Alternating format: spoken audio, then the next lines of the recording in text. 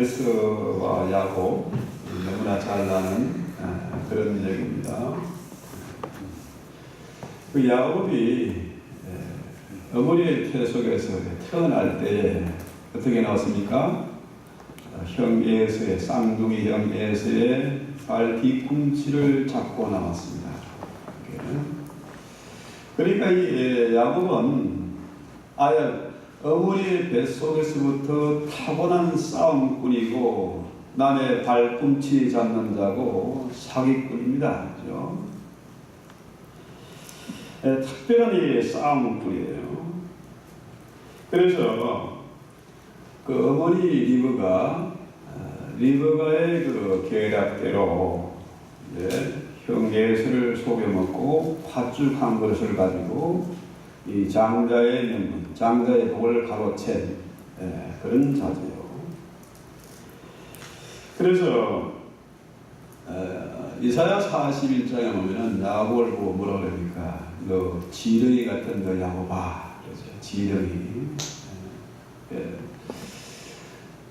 옛날 속에는 지렁이 이렇게 되는데 뭐 공동문역이나 세번역에 보면은 버러지, 굼벵이 뭐 이런 번역을 해놨습니다. 그러니까 야곱은 타고난 그런 싸움꾼이고 사기꾼입니다. 하나님의 사랑의 그 성품하고는 전혀 맞지 않는 그런 사람이죠. 그의 어머니 리브가도 역시 뭡니까? 참지 못하고 기다리지 못해요. 자, 창세기 25장에 보면은 리브가가 그 태중에 있을 때 이미 하나님이 그 예언을 했지 않습니까? 그렇죠? 이 복중에 있는 이 아이가 쌍태를 예내는데 하나님이 쌍태를 리브가에 예내는데 25장 23절에 보면은 분명히 여기에 대해서 쌍둥이 에서와 야곱에 대해서 언급이 되어 있습니다. 이미 야곱에게 하나님의 복이, 하나님의 약속이 이어지는 것을 예언해 놨어요. 그런데 자기의 남편 이삭이 에서에게 사냥을 시켜가지고 에서에게 장자의 복을 주려는 그런 것을 눈치채고는 기다리지 못하고 계략을 꾸민 거죠.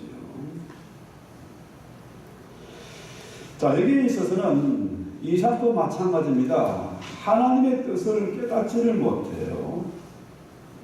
자, 형 에서가 팥죽 한 그릇에 정신이 팔려가지고 자기의 받을 복을 가로챘다는 사실을 알게 되니까 어떻게 해요? 동생 야곱을 죽이려고 합니다. 리브가 입장에서 보면은 이러다가 쌍둥이 두 아들을 다 흩어지겠거든요. 그래서 계략을 꾸몄고 또 엄청난 사단이 일어나니까 그 얘기를 어떻게 해요? 남편에게 얘기할 수밖에 없습니다. 자초지종을 다 구합니다. 그러고 나니까 이삭도 자기의 의심을 깨닫게 되고 결국은 이 이삭과 리브가가 야곱을 외삼촌 하란에 있는 외삼촌의 집으로 보낼 계획을 세우게 되죠. 그래서 이 야곱이 하란으로 떠나게 되는데 거기에 가장 중요한 물론 피난 가는 것도 있지만은 중요한 미션이 뭡니까? 거기 뭐하러 가요? 단순히 피난 가는 것은 아니고 신부감을 구하러 가는 겁니다. 신부감. 왜? 신자에게 있어서 결혼은 참 중요하거든요. 우리 신앙인들 중에도 결혼 잘못해서 인생이 고달프고 망가진 사람들 참 많습니다. 이 결혼 잘해야 돼요. 특히 처녀 총각들 결혼 잘해야 돼요. 기도 많이 해야 됩니다.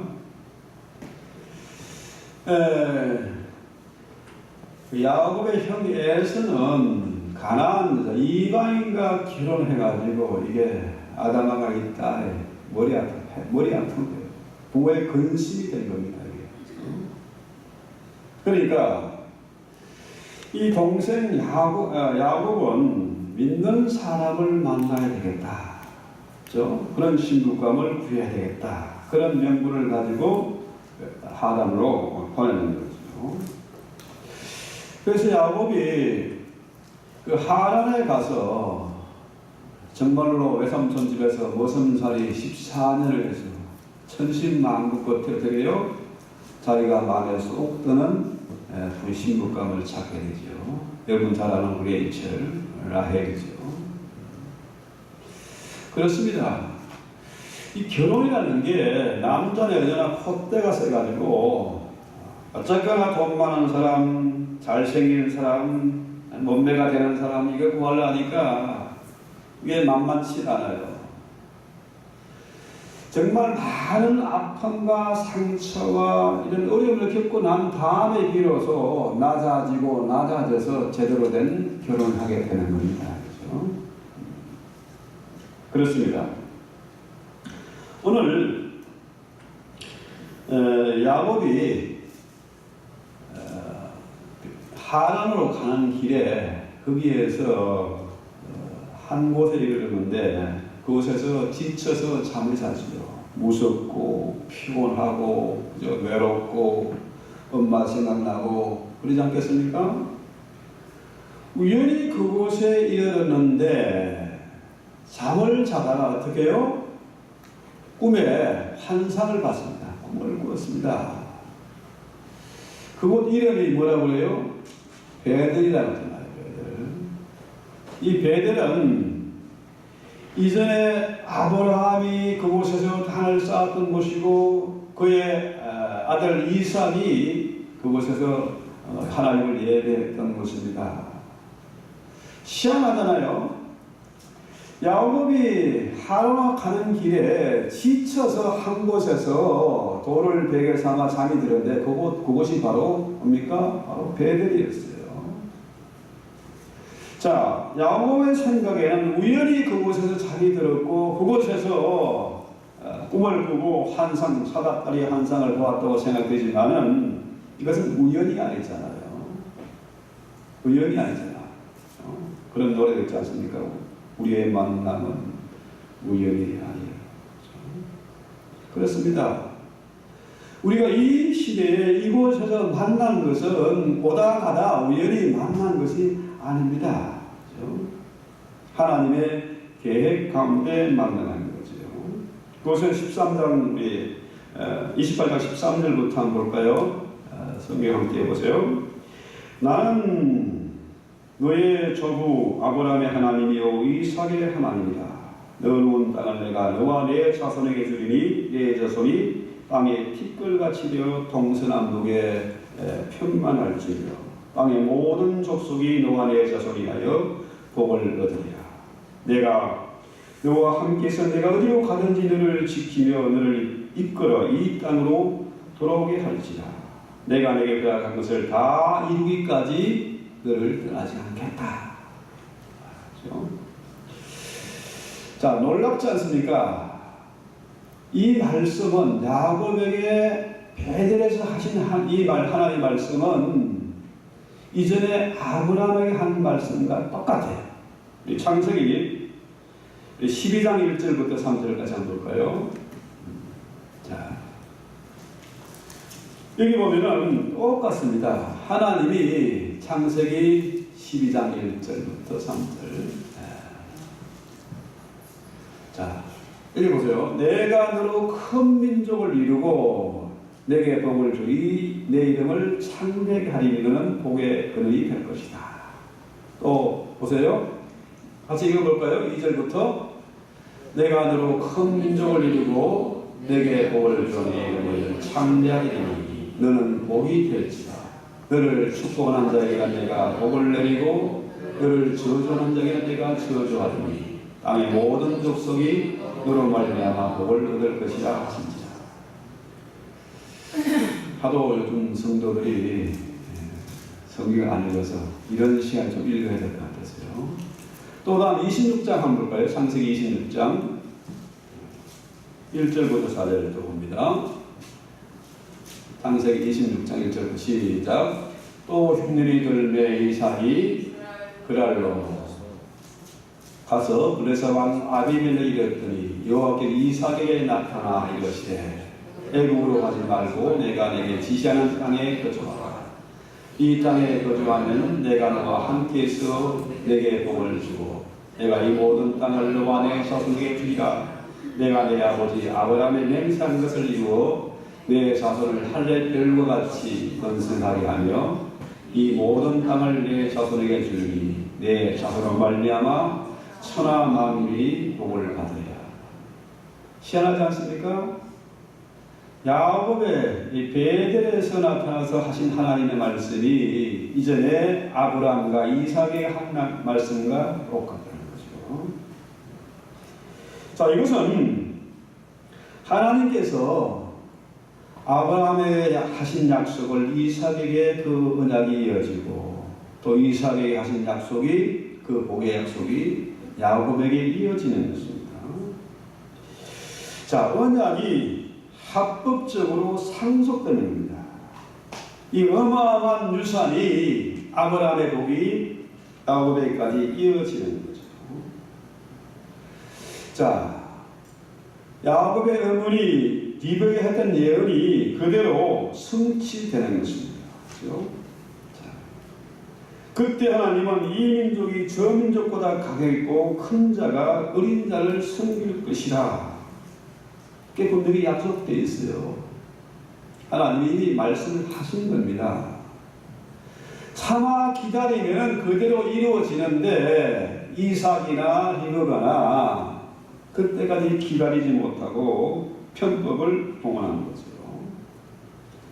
하나님의 약속의 말씀을 잘 모르니까 확신이 없으니까 이런 엉뚱한 일이 벌어지게 되는 거죠. 우리 신앙인들이 이렇게 참지 못하고 기다리지 못하고 너무 조급해요. 긴가민가 하나님의 약속의 말씀을 믿지 못합니다. 그래서 이런 엄청난 사단이 일어나는 거죠. 야곱은 뭐 더 말할 필요가 없습니다. 야곱 원래가 타고난 싸움꾼이고 형의 발목을 잡는 자이고 또 지렁이 같은 그런 인생 아닙니까?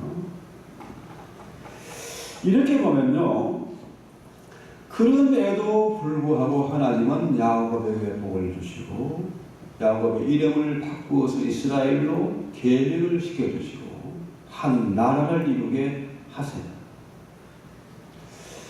이런 면에서 보면 저도 참 목사로서 자질이 안 되는 사람이다. 원래 타고난 성품이 저는 목사로서 안 맞는 사람이에요. 그런데도 하나님이 이런 나를 찾아와서 만나주시고, 그렇죠? 이삭에게도 마찬가지 아닙니까? 하나님의 약속의 말씀을 따라서 약속의 땅에 가야 되는데 그러려면 아비멜렉에 가잖아요. 가나안 땅에 가지 않습니까? 그렇죠? 그런데 하나님이 찾아와서 만나주세요. 야곱이 도망가고 있는데 그때 하나님이 찾아와서 만나주세요. 우리가 남들보다 잘나고 자격 조건이 돼서 하나님을 찾아오신 게 아닙니다. 하나님이 전혀 맞지 않는 사람을 찾아서 만나주시고 우리에게 아브라함과 이삭과 야곱에게 하신 그 약속의 말씀을 믿게 하시고 그 하나님의 엄청난 유업을 우리에게 주시기 위해서 복이 되게 하기 위해서 우리를 찾아오신 겁니다. 이 정도 되면 할렐루야 아멘이 돼요. 그렇잖아요? 네. 합당한 하나님 앞에 찬송을 드려요. 하나님은 참 약속을 지키시는 분이세요. 우리는 엉뚱한 죄를 버리고 있는데도 그분은 참아 기다리시고 그 약속을 끝까지 다 이루기까지 결코 떠나지 않겠다. 이것이 약속의 말씀입니다. 그러잖아요. 하나님은 야곱이 한 짓을 다 알고 있습니다. 그래도 그 허물을 덮어주시고 책망하지 아니하시고, 그죠? 아버지 이삭과 그의 할아버지 아브라함의 복을 그 약속을 유업으로 받게 하시는 거죠. 자, 이 정도 되니까 야곱이 두렵습니다. 혼날 줄 알았는데, 그죠? 하나님이 아브라함의 복을 그대로 이어지게 만들어 주시니까 오히려 두려워가지고 겁나서 말합니다. 17절에 창세기 27장 17절 한번 볼까요?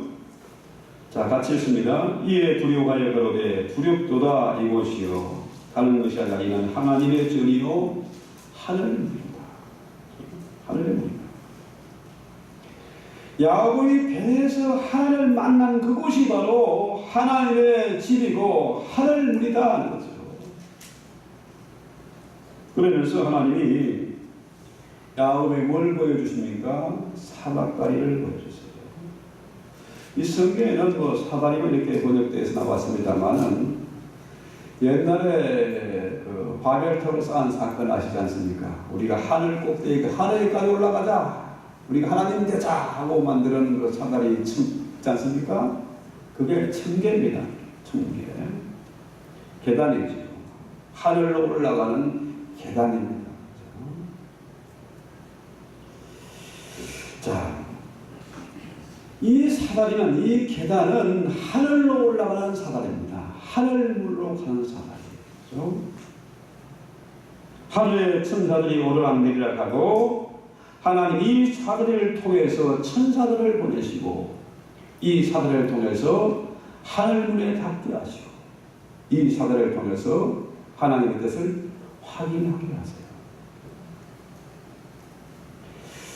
자, 그럼 이 사다리가 도대체 어떤 의미인지 우리 요한복음 1장 50절을 한번 볼까요? 자, 진실로 진실로. 여기서 진실로란 말은 아멘 아닙니까? 아멘. 아멘 아멘 하고 내가 너에게 말하는데 하늘이 열리고 하나님의 사자들이 인자 위에 올랑내리락 하더라. 자, 그렇습니다. 이 사자들은 바로 인자, 예수님 아닙니까? 선홈의 인자예요. 예수님이 천사들을 데리고 찾아오시는 곳, 예수님을 만나는 곳, 바로 예수님이 사다리가 되는 거죠. 그래서 이 예수이신, 사다리이신 예수님을 통하지 않고는 하늘에 도달할 수가 없어요. 주님 말씀하시지 않습니까? 요한복음 14장 6절에 내가 곧 길이요 진리요 생명이다. 너희 나로 말미암지 않고는 아무도 하나님을 만날 수 없다. 주님 분명히 말씀하시잖아요. 그래서 이 야곱이 본 이 사다리, 이것은 바로 예수님을 만난, 야곱이 예수님을 만난 거예요. 이 예수님을 통해서 아브라함이 주신 언약, 이삭이 주신 언약, 그 언약이 야곱에게까지 이어지는 겁니다. 예수님 때문에. 사다리이신 예수님 때문에 그 약속이 우리에게도 동일하게 적용되는 것입니다. 그렇습니다. 오늘 우리가 사다리이신 예수님을 통해서 하나님을 만나게 됐고 그 사다리이신 예수님을 통해서 그 약속의 말씀을 믿고 천국에 이르게 되고 하늘문이 열리고 하나님의 집에, 이 교회에 오게 되는 거죠. 그래서 우리가 이 언약의 상속자, 예수의 모든 유산을 받을 수 있는 합법적인 상속자가 됐다 하는 거죠. 자, 생각해 보십시오. 부모를 떠나서 머나먼 곳으로 가는 길, 지치고 두렵고 외로운 그 길에 하나님이 야곱에게 찾아오셔서 이 말씀을 하셨다. 놀라운 사다리 환상을 보았다.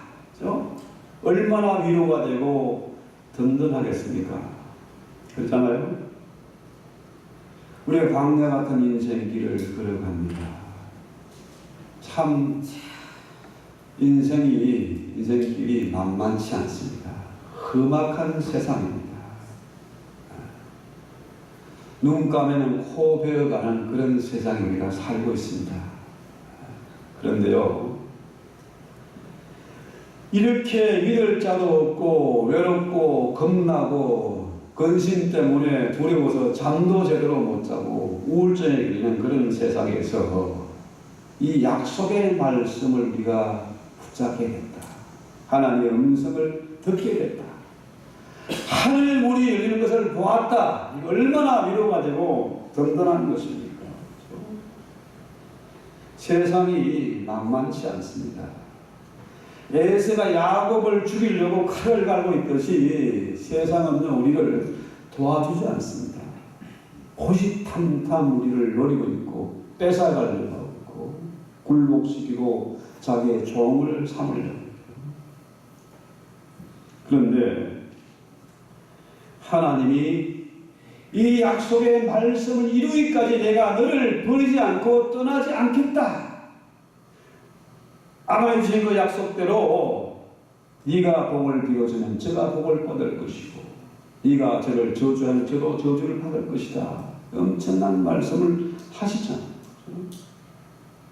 영원한 안전 보장을 약속하신 것입니다. 그래서 우리 본문 창세기 28장 20절부터 한번 볼까요? 야곱이 소원하여 그러되, 좀 띄워보세요. 하도 성경을 안 갖고 다니면 안 읽어서. 하나님이 나와 함께 계시사 내가 가는 이 길에서 나를 지키시고 먹을 양식과 입을 옷을 주사 나로 평안히 아버지 집에 돌아가게 하시면, 그러면은 하나님이 나의 하나님이 될 것이고 내가 기울어서 이 돌이 하나님의 전이 될 것이고 하나님께 내리신 모든 것에서 10분의 1을 반드시 하나님께 드리겠습니다. 잖아요? 이 가만히 이걸 보면요. 자, 하나님이 나에게 복을 주시고 안전하게 내 집으로 고향으로 돌아가게 해 주시면은, 그러면은 내가 11조를 드리겠다. 내가 하나님을 믿겠다. 무슨 조건을 거는 그런 흥정 딜하는 것 같지 않습니까? 그러잖아요. 야곱이 건 세 가지 조건 뭡니까? 15절 보면은 하나님이 이미 이 세 가지의 약속을 다 하셨잖아요. 그렇죠? 내가 너와 함께 할 것이고 네가 어디를 가든지 지킬 것이고 너를 이끌어서 너의 집으로 돌아오게 할 것이다.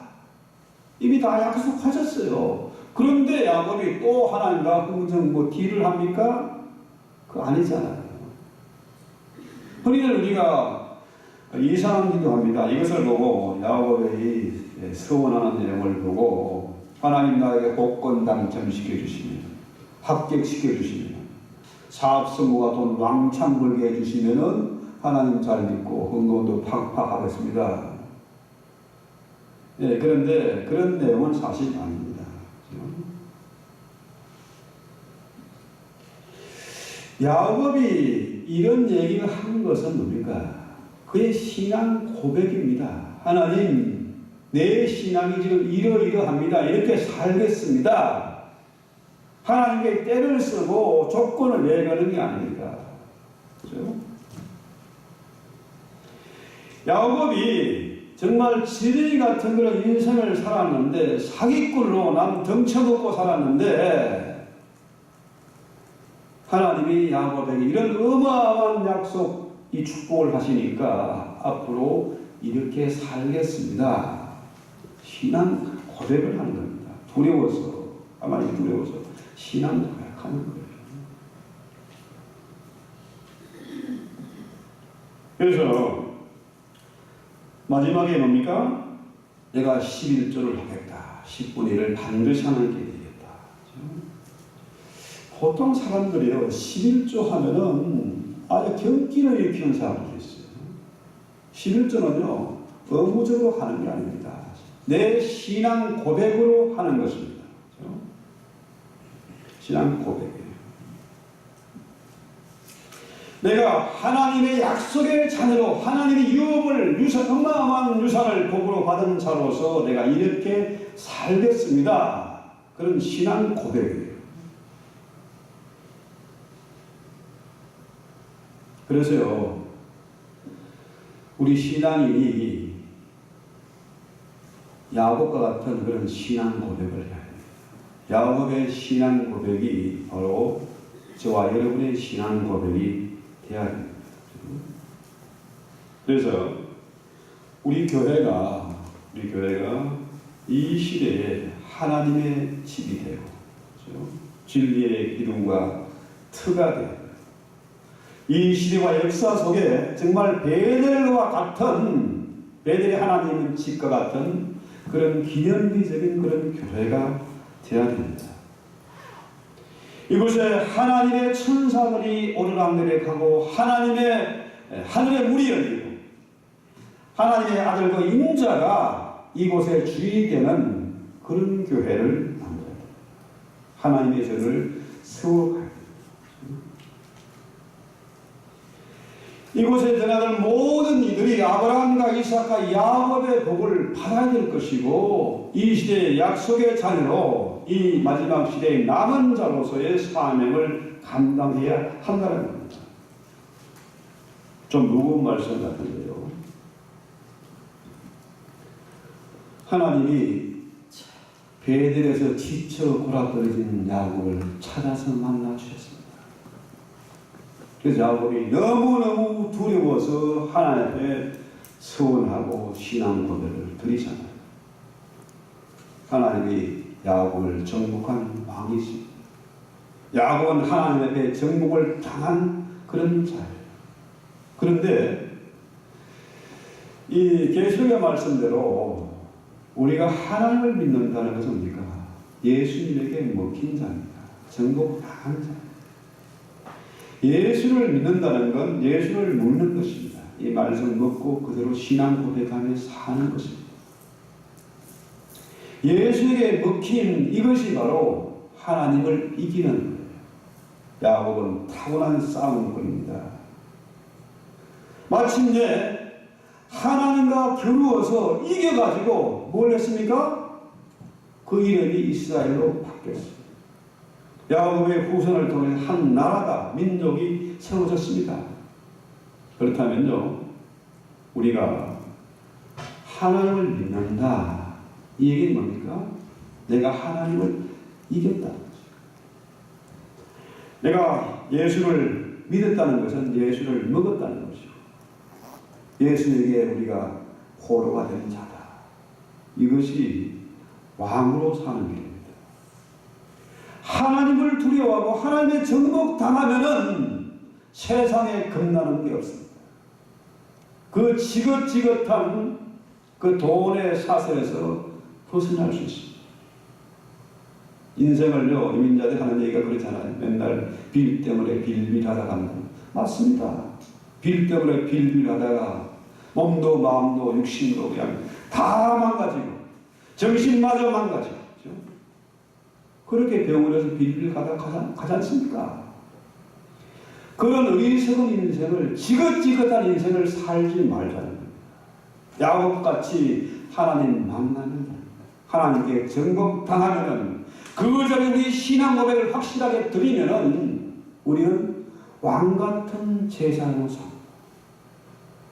도움받을 저제로 인함을 도와주고 위로받을 저제로 인함을 위로할 수가 있을 것이고, 그 지긋지긋한 돈의 노예가 아니라 돈을 내 종으로 부리고 돈을 마음껏 사용할 수 있는 그 자유함을 얻게 될 것입니다.